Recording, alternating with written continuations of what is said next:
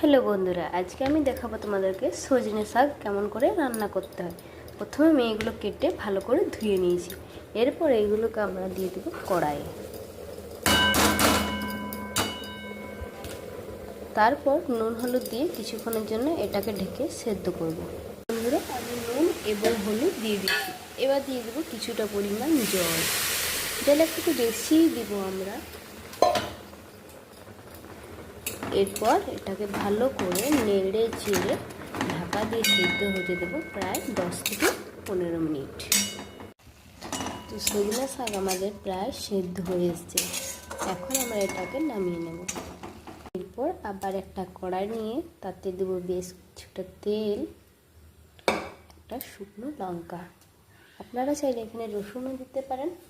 আমি যেহেতু আজ নিরামিষ রান্না করছি তাই এখানে শুধু লঙ্কাই দিই। তারপর একটু দিয়ে দেব সজনে শাক।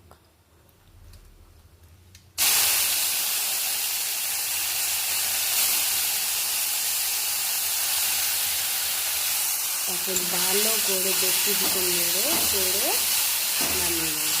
হয়ে গেল আজকে আমাদের সজনে শাক ভাজা।